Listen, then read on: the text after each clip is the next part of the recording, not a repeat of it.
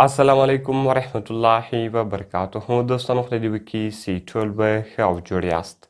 دوستانو نن په دغه ویډیو کې به زه تاسو ته در وښیم چې تاسو څنګه کولی سئ چې د خپل موبایل فاسټ چارجینګ کوي.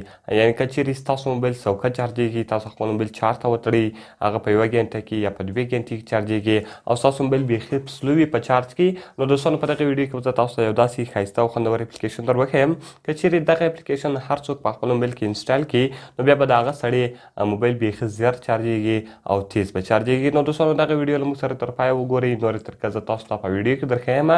زه د ویډیو په طرف ویډیو شروع کوو.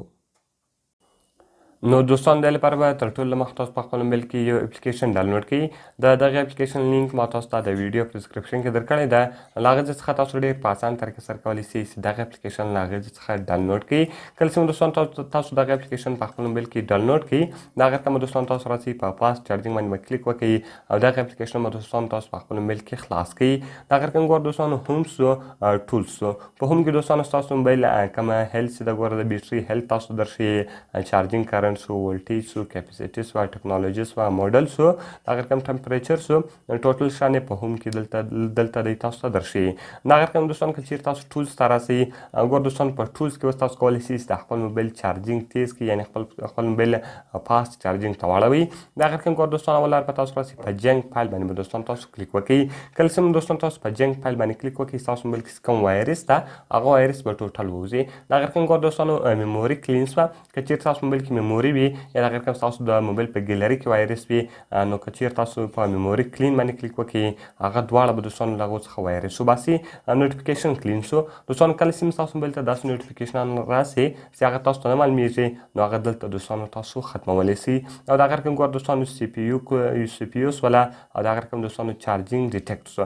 دلته به دوستان تاسو راسئ په چارجینګ ډیټیکټ باندې به دوستان تاسو کلیک وکړئ. کله چې ګوره دوستان تاسو په دغه باندې کلیک وکړئ، د هغه رقم سپیډ چارجینګ سو، چارجینګ موډ سو.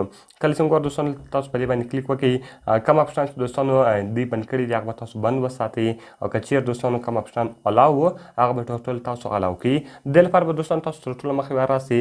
کله چې دوستان تاسو خپل موبایل چارج ته کړئ، یعنې ستاسو د موبایل کومه برایټنس چې ده، برایټنس به تاسو زیرو کړئ. یعنې که برایټنس هر څونه وه، برایټنس به دوستان تاسو زیرو کړئ. او د هغه رقم دوستانو ډیټا سوله، هوټ سپوټ سو، وای فای سو، که هر شی خلاص و هغه ټوټل به دوستان تاسو وربند کړئ. بیا به دوستان ستاسو موبایل بیخي زیات چارجېږي، بیخي زر به چارجېږي، هغه به فاسټ چارجینګ ته واوړي. او دوستان دلته تاسو د هغه چارجینګ موډ هم بدلولی سئ. نو دوستان اوس په دغه اپلیکیشن کې تاسو ډېر په اسانه طریقه سره کولی سئ چې د خپل موبایل چارجینګ موډ واړوئ. نو دوستانو که مې ویډیو خوښ شوي، ویډیو خامخا سره لایک کړئ، له خپلو دوستانو سره یې خامخا شیر کړئ. او که چیرې تاسو زموږ چینل نه وي سبسکرایب کړی، مهرباني سره وکړئ زموږ چینل در سره سبسکرایب کړئ. دوستانو که کومه پوښتنه لرئ او کوم ویډیو ته مو ضرورت وي، موږ ته لاندې په کمنټس کې ووایاست، تر څو موږ هغه ویډیو ستاسو لپاره جوړه کړو. نو په دعاګانو کې مې یاد ساتئ. د خدای په امان.